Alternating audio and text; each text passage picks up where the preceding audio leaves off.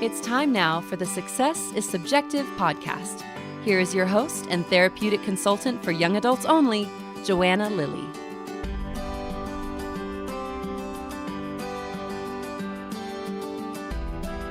Hi, and welcome to the show. Today, my guest is John Karren.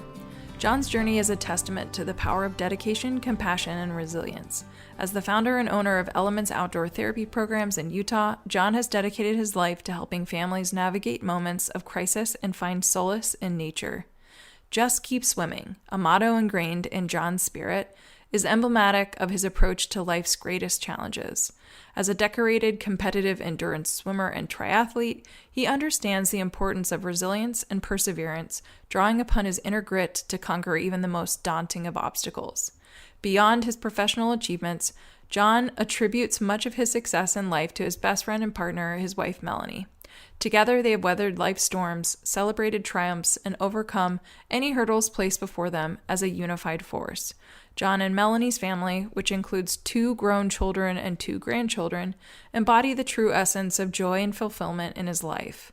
For John, nothing surpasses the happiness he finds in being together as a family and creating memories together. Okay, let's get to my interview now with John on today's edition of Success is Subjective. John, thanks for being a guest on the Success is Subjective podcast. I know you're a busy man, so I'm just excited that I was able to literally get you to sit down and have an interview with me.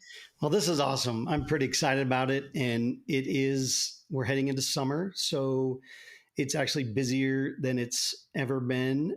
My wife just had total knee replacement yesterday, and I am the in-home health nurse. And so, yeah, it's busy, but you know what? I would drop everything to come and hang out with you. And I'd really hang out with you and watch football more than anything else, but we can talk too. So that's good. Right. Go Utes. Go Utes. Okay.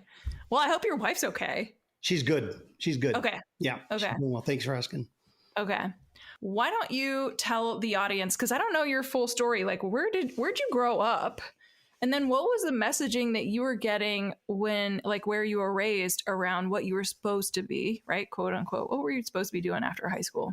So I was born in the Bay Area in California, and I moved to Utah. I live in Salt Lake City. I moved to Utah when I was young, 4 or 5 years old. So Utah's my home. And I mean, I love it here just with the outdoor activities. And I try to ski. I think I got 70 days this year. I'm not done. I still have a little bit more, but yeah, I moved here when I was young. So an interesting tidbit about me is when I was in first grade, I sloughed school, and I had a friend that we were outside at recess, and he said, "Let's don't go back." And I was like, "Wait, that's an option? We can do that?" So we went and hid out in the field until, so from an early age, school was brutal for me, right? Square peg, round hole kind of thing. And so for me, I was always, my dad, he had a joke. I don't know if you remember the Highlights magazine, but there was a cartoon of Goofus and there's a cartoon of Gallant. And when you make good choices, you're Gallant. And when you make bad choices, you're Goofus. So that was my nickname all growing up from my dad, was Goofus, because I made a lot more not so good choices than I did. I was Goofus way more than I was Gallant. So I took that persona on. So anyway. Well, I'm just picturing this little first grade truant John, I'm out. 6 years old, 7 years old. I was 5 or 6, and I didn't know the difference. And, somebody just said, "Hey, let's not go back." And I'm like, I didn't know we could do that, but okay, I'm in. Wow. All right. So, and I'm not going to call you Goofus, but that's what your dad was often referring to you as. Did you end up I'm assuming graduation was literally crawling across the finish line, if you even finished, right? So, and then oftentimes we're still, and obviously there's been kind of generational differences in the expectations around what comes after that high school completion, but obviously you were the idea of continued education after a non-required, a stint of required education. It's not really appealing to somebody that doesn't enjoy school. So I'm not going to make any assumptions though. So did you finish high school? Yeah. So I really found my groove probably in 10th grade and, just kind of started. Yeah, I just started getting better grades, being more attentive. I had really good teachers that I liked a lot. And so I'd say like 10th, 11th, 12th was really good for me. Yes, I did go to college. I went to the University of Utah. I always wanted to go to law school is really what I wanted to do. I did not do that. And I wish I had, but I don't know what my life would be like now. So yeah, I finished school and then went on to college and went from there. And now you're a season ticket holder for football games. Season ticket holder. So my dad was a ticket holder. My dad passed away. I don't know. It's probably we're getting on 30 years, I think, but he passed away when I was 28. He was 48. And so I was going to games when I was 6 years old, right? Basketball, football. The football at the old stadium at Utah, we used to have grass out in the back and there was like trees. And so we would go to the game, but all we would do is play football. There was like 100 kids playing, tackle football in the field. So as an early age, it's just born in me. I didn't really have a choice. So yeah, you were like bleeding red, essentially. Not for blood. That was weird. But if you're a University of Utah fan, you understand that the colors are red. Yeah. I was doing both. Okay. Yeah. You were doing both. Okay. So you went to the University of Utah. Let's fill in the gaps because now what you're doing, we want to highlight you're a business owner. You've got something very, very specific and really cool going on. So fill us in kind of like chapter highlights. What did you do leading up to what it is that you're doing now? And then let's make sure we actually are able to shine a spotlight on the nuances or the details in the business that you're operating. So I have a crazy story of how I got in. I don't tell it very often, but so I went on a church mission when I was 19. I went for 2 years. I lived in Taiwan, so I learned Mandarin Chinese. So I left there speaking fluent Mandarin Chinese. I came back to the University of Utah. I took a gap year for 2 years and then came back. And then I still want to go to law school, but I changed a little bit to get a minor in Chinese. And so I wanted to keep that up. And so I needed a job, obviously. And so I just started calling around. This is in the phone book, right? I'm giving up my age. It was in the phone book. And I went through and just found trading, clothing, something that I thought I'd be able to use my Chinese with. And I thought, yeah, maybe I can do more, import, export, something like that. So I ended up working for a clothing company for 10 years. And I was the national sales manager. I ran the children's division.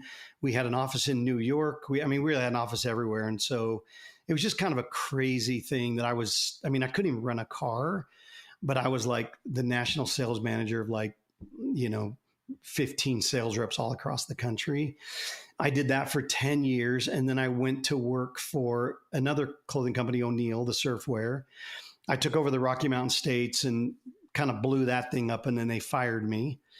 It was failure to perform. So I took them from $3,000 a season to $1.5 million a season.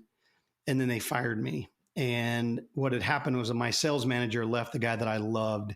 His name was Sean Thompson. He was like the number one surfer in the world for 20 years, but he was awesome. And then I got a new sales manager and he went to the owners and said, hey, if we get rid of John, we're paying him 6% commission.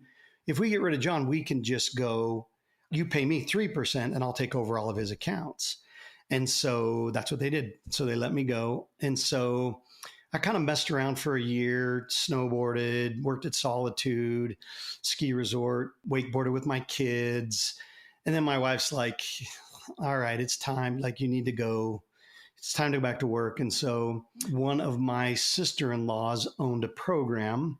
She had called and said they were looking for somebody.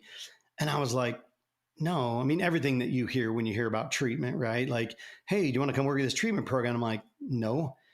And so after Melanie was giving me a little bit of grief about going back to work, I thought, well, I'll go check it out. And so I went up there and had another sister-in-law that was telling me, hey, you should check this out. You should check this out, and kind of pushing me that way. And so can I say names? Like, do you want me to name some people? Like, Totally up to you.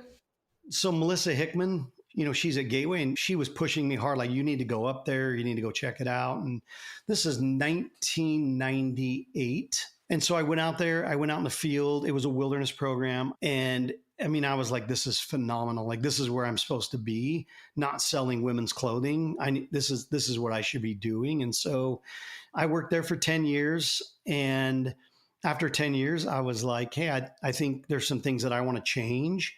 There's things that I want to do differently, run a smaller company, program, all of that stuff. And so Lynn and Karen and I, both of my partners, we left in 2008 to start Elements. And so that's really, that's kind of my roundabout way of getting into this community.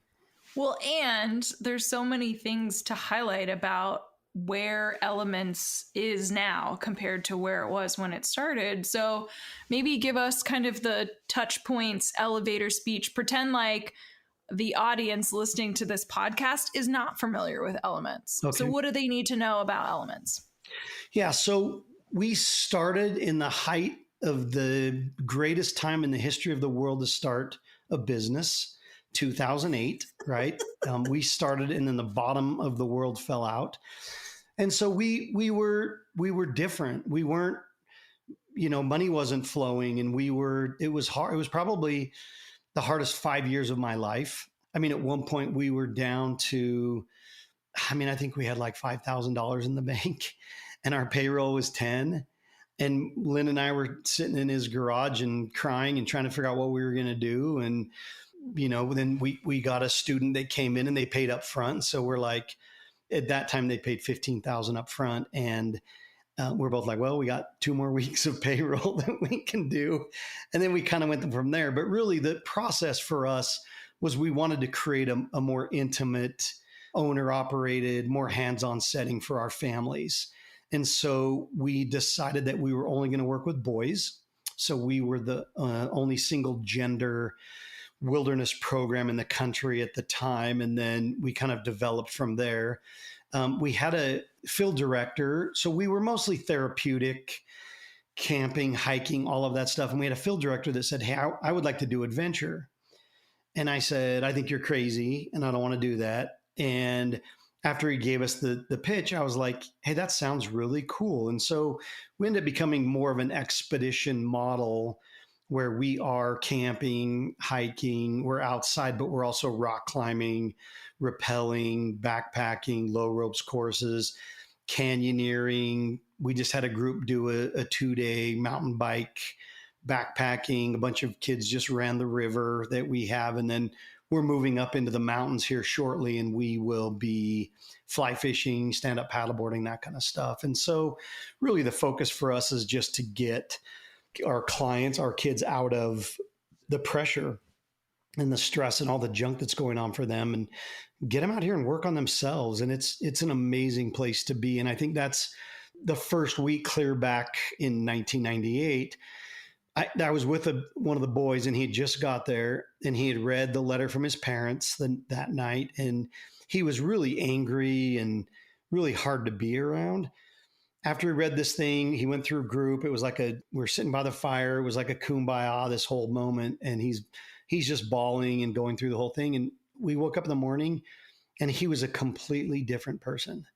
And I told him that. I said, I can't believe the change that I just saw overnight. And he's like, what are you talking about? And I'm like, you're just not as angry as you were. You're not as pissy as he was about everything, and it was amazing. And I think that's the real piece when you can get away from the pressure. I mean, there's a lot of pressure on our kids with social media. And like you were talking about earlier, academics, your future, all of the different things. There's so much pressure on these guys that it's easier to stay in bed and not get out of bed. And, I know you and I think about that sometimes too. So that's how I was this morning. Talk about the specific groups that you have, right? You have the neurodiversity group right now that just launched, and you also have Elements Diverse, which is for young, like all gender young adults. So go for it.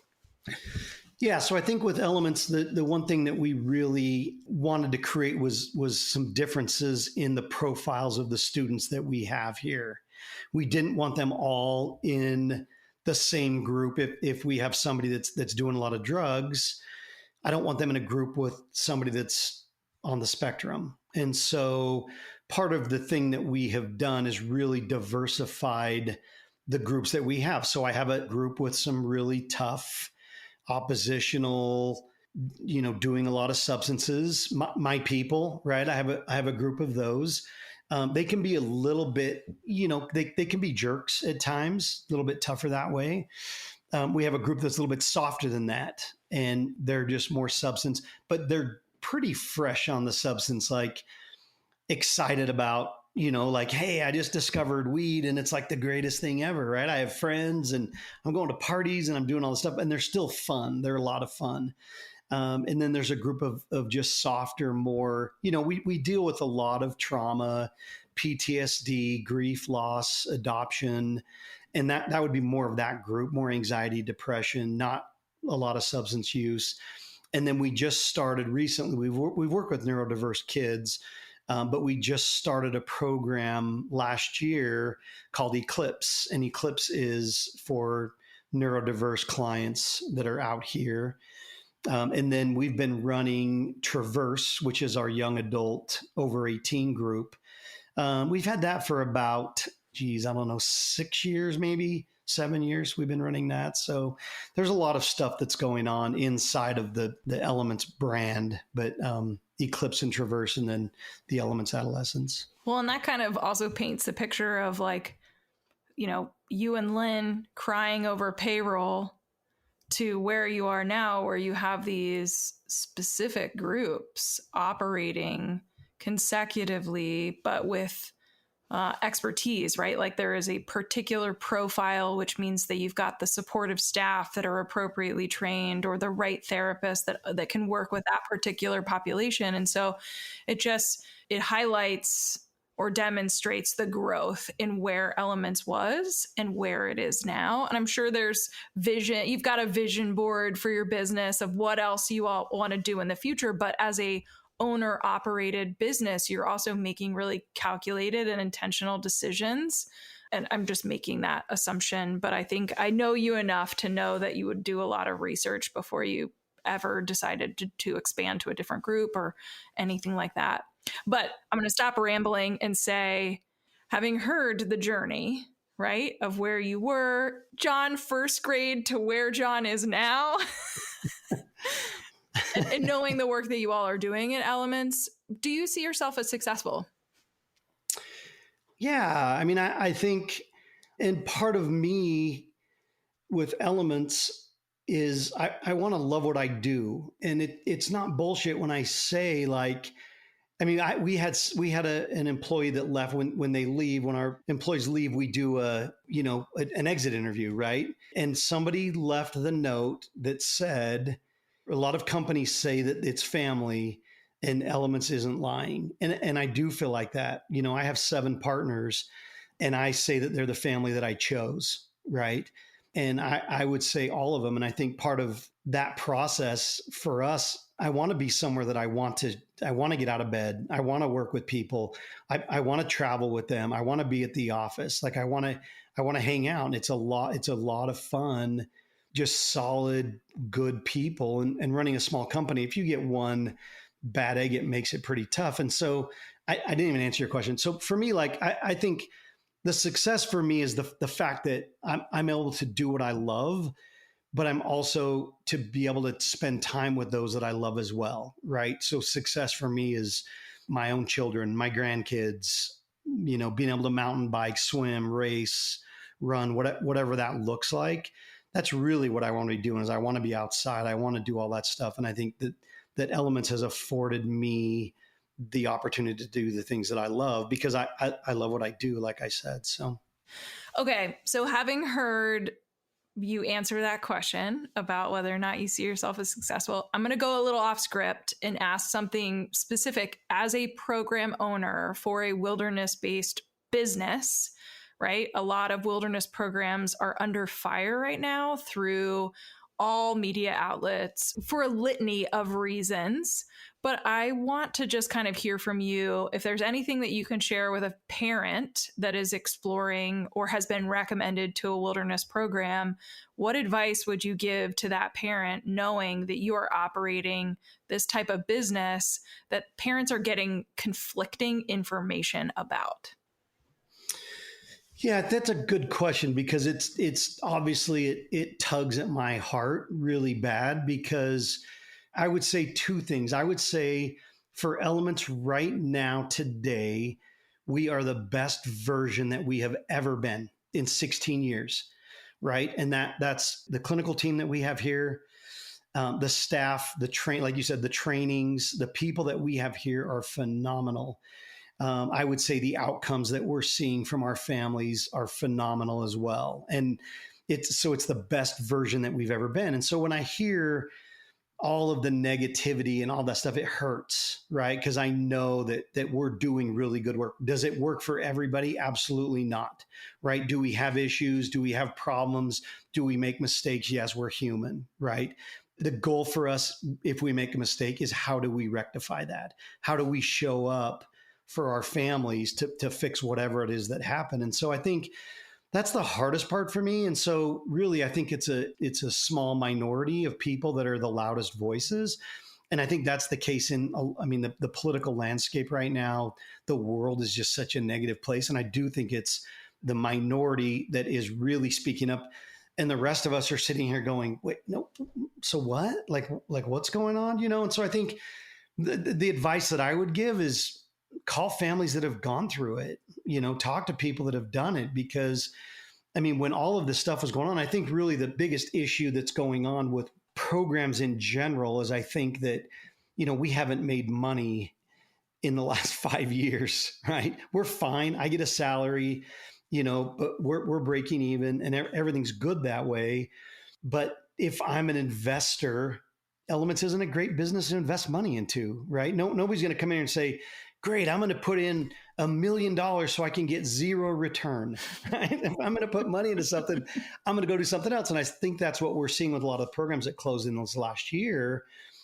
There's only really one program that has financial backers, and the rest are all owner-operated independent programs. And so I think that's really what you're seeing. But for us, this is my life. Like, this is my blood, my family, like everything. And so we're going to fight tooth and nail because we know that we're doing good work. We know the outcomes for our kids, our clients, our families, our parents. We're doing more parent work than we've ever done. And that's, COVID was great for us because it exposed a lot of our weaknesses. We thought we had this amazing parent program and we're like, oh, we're so cool. And all of a sudden COVID hit and we're like, we're not that cool. And so Andrew and I spent 2 years revamping our parent program, and our parent program's phenomenal. We brought a former mom from here. We brought, she was also an educational consultant at one point, Karen Davis, and she's phenomenal. We brought Dagny over, and she's running the parent stuff. And then the family favorites, Derek, he does all of our overnight visits. And so we really spent a lot of time. And then Lynn was running a group, and he left that position to go be the parent coach for all of our families. And I think I call him the parent whisperer.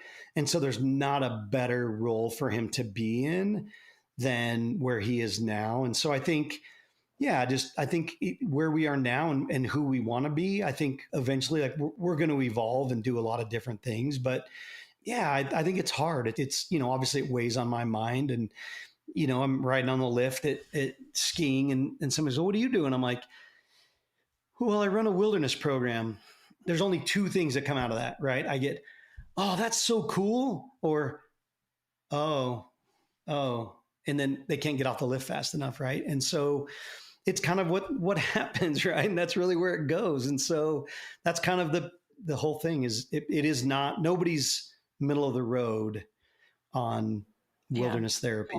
Everybody has a strong opinion. So Yep. They're in either one camp or the other, and there's no conversation, or it's challenging right now to have a conversation to see the other side. Yeah. But I appreciate you answering that. And I think you also just kind of highlighted the call to action, which is, look, if you're being recommended this, or if you're even considering it, call, let us share our outcomes, speak with former parents. Like, we're inviting you to do your due diligence. It's not about like go into something blindly. And especially if you have reservations, like, just lean in, be curious, ask questions, and get all the information that you need to feel like you're making that informed decision.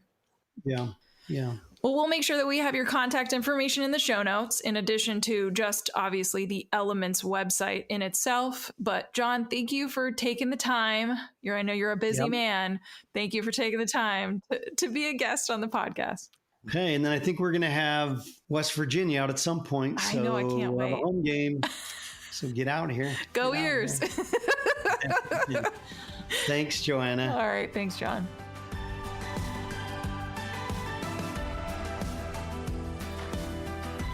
That's it for this week's Success is Subjective episode. We want to thank our guests for joining Joanna on the show this week and for being willing to share your journey. This podcast would not exist if it weren't for people such as yourself.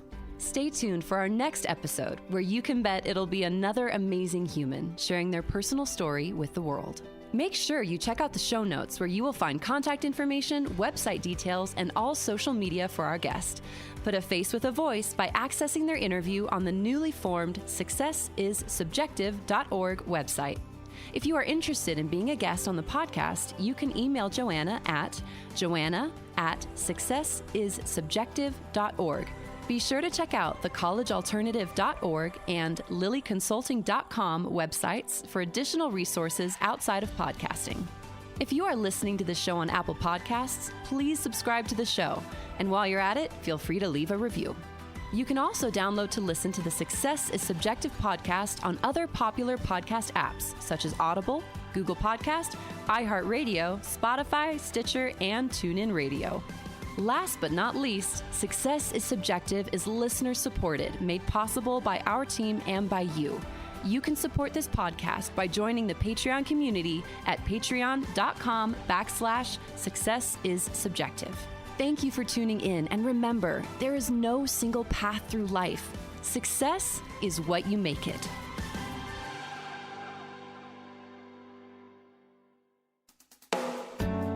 Do you have a teenager or young adult who seems to have lost their way?